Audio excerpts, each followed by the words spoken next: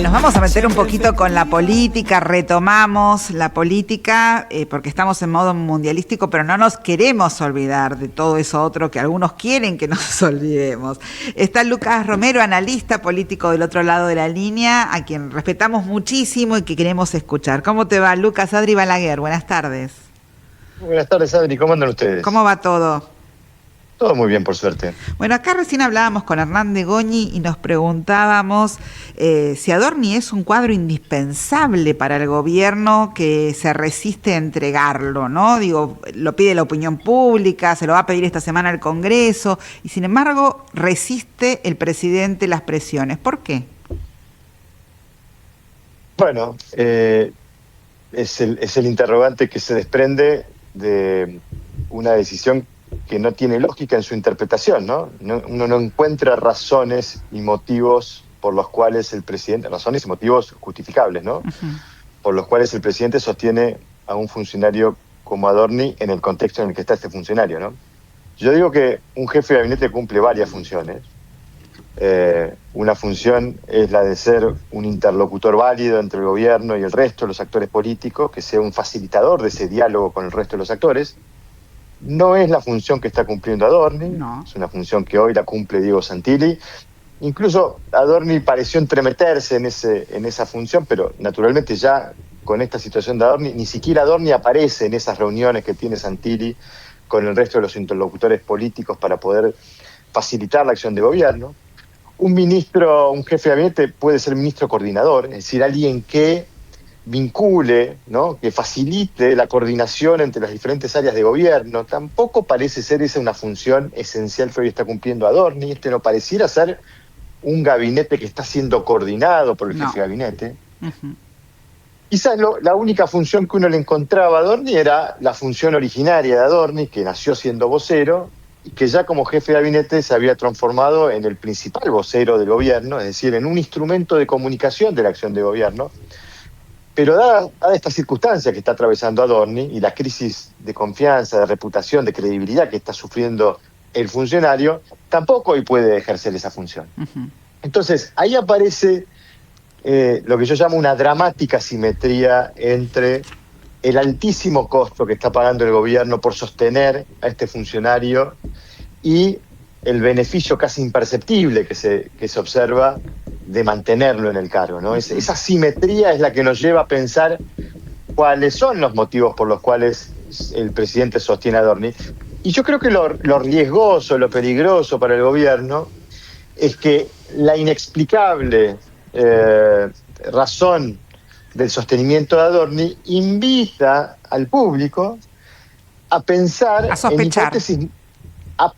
O a sospechar, bien vale la aclaración, en hipótesis explicativas muy peligrosas para el gobierno. Por ejemplo, ¿sabrá Adorni algo comprometedor para Javier Milei, para Carolina Milei, y por eso no lo dejan ir?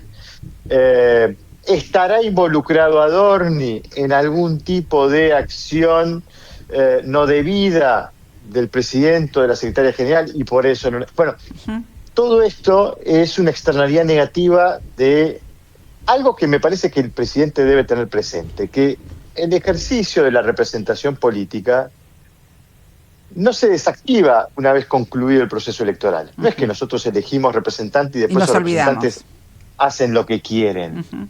La representación política es un acto continuo, permanente, en donde uno tiene que entender y recoger la demanda ciudadana y tiene que ser representante de esa demanda ciudadana. Y tiene que ser pragmático, ¿no?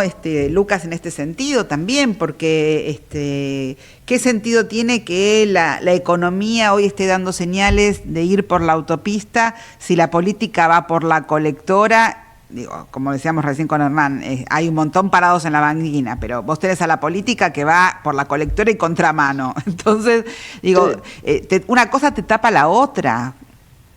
Absolutamente. Y de vuelta, yo creo que acá lo que me parece que también está faltando o siendo carente de parte de la interpretación que Milei hace del problema que tiene enfrente, es que él también se debe al ejercicio de la representación. Y lo digo esto porque voy a un dato que es previo a la presentación de la declaración jurada que tanta polémica generó. con lo cual hay que mirarlo en ese sentido. Es un dato previo que pudiera estar agravado hoy. Pero en mayo le hacíamos una pregunta a la gente respecto de qué cree usted que debe hacer Javier Milei con Manuel Adorni. Bueno, 54% nos decía pedirle la renuncia y otro 24% adicional correrlo, solicitarle una licencia para que pueda aclarar su situación judicial. Es decir, 78% de los consultados pedían que Javier Milei corriese a Adorni de la escena. Y digo esto, naturalmente se desprende del número, pero esto incluye votantes de la Libertad Avanza. Obvio.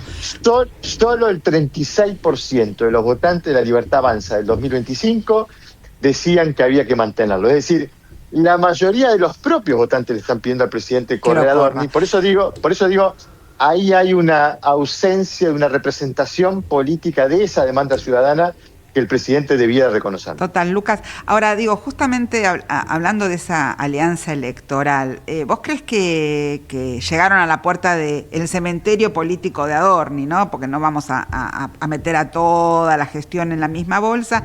Por ahí corren a Adorni y todo sigue como si nada, ¿viste cómo es? Digo, pero ¿vos crees que el PRO llegó hasta acá y puede ser aliado en el Congreso esta semana para castigar a Adorni? Bueno, yo diría que la decisión que toma el Congreso respecto de Adorni excede al problema que Milei tiene enfrente, porque naturalmente si el Congreso se acerca a la posibilidad real de desplazar al jefe de gabinete mediante una moción de censura, es muy probable que Milei, antes que ello, decida o pedirle la renuncia o el propio funcionario se corra para evitar una derrota política. Lo que quiero decir es que en todo caso hay que ver lo que está pasando en el Congreso como un síntoma más. Un síntoma de que ya no es la oposición más acérrima al gobierno la que le está reclamando o está cuestionando el sostenimiento de Adorni, son los aliados, son miembros del propio oficialismo, como ha ocurrido con Bullrich. Y naturalmente cuánto esto impacta en el normal funcionamiento del equipo de gobierno, porque acabamos de conocer, horas atrás, ayer se dio a conocer, se suspendieron las reuniones de mesa política, las reuniones de gabinete, es decir, hoy el equipo de gobierno no se junta porque hay un problema, que es Manuel Adorni. Claro. Y la verdad es que da la sensación que no es un problema que el tiempo pudiese curar o pudiese resolver. No, tenemos un gobierno que da la impresión que está parado, ¿no? Parado, viendo viste, como que la vida, que el azar decida, que la vida decida, digo, cuando tienen que decidir ellos. Y yo diría que hasta incluso uno podría pensar que mirando la situación, lo peor de Adorni pareciera no haber pasado todavía, ¿no? Porque todavía falta, más presión de parte de la opinión pública con lo que digan los estudios de opinión pública después de presentar la declaración jurada respecto de cómo tomó la gente esas explicaciones, lo que sucede en el Congreso, que es lo que recién hablábamos, pero también lo que suceda en la justicia, porque ahora viene la justicia analizando esta presentación y posiblemente encontrando fisuras, inconsistencias que motivasen un llamado a indagatoria, un procesamiento, es decir, da la sensación que la película para Adorni todavía no terminó, por eso digo, me parece que el tiempo no va a resolver el problema del gobierno, y la verdad es que en estas circunstancias muchas veces conviene cortar por lo sano y evitar que el asunto siga creciendo. Ya le convenía a Milei hace tiempo atrás evitar que el asunto siguiese creciendo. Bueno, se resistió a encontrar la solución, que es correr al funcionario, porque aparte, permitime, Adriana, la otra gran y dramática asimetría es el altísimo costo que paga el gobierno por este problema y el bajísimo precio de la solución. Porque acá la solución es muy sencilla, es pedirle la renuncia y correr al funcionario. Total, que la justicia investiga mientras tanto, pum, pum, pum, ¿entendés? Y resuelves otra cosa. Y si Santilli se está moviendo como jefe de gabinete, lo ponen a ya está, digo, tiene todo el esquema resuelto. Porque de hecho, es un problema el de Adorni, curiosamente, y esto es beneficioso para el gobierno, casi exclusivamente circunscripto a Adorni, es un problema de Adorni. No es que Adorni esté involucrado en una causa de corrupción que involucre a otros funcionarios, no es que es un problema patrimonial de Adorni, entonces separado el funcionario podría encapsularse el problema, por eso digo, es altísimo el costo y bajísimo el precio de la solución, por eso también no se entiende o se vuelve inexplicable la continuidad de ONU, ¿no? Buenísimo, Lucas, como siempre, la tenés más que clara. Te mando un beso enorme. Bueno, un beso, Adri. Chau, hasta Saludos. luego. Lucas Romero, analista político, bueno, nada, nos cantó la realidad de una manera increíble y bueno, yo ya me siento más liviana, ¿no? De saber por dónde sigue la cosa para esperar con la picada hoy, 22 horas, la selección.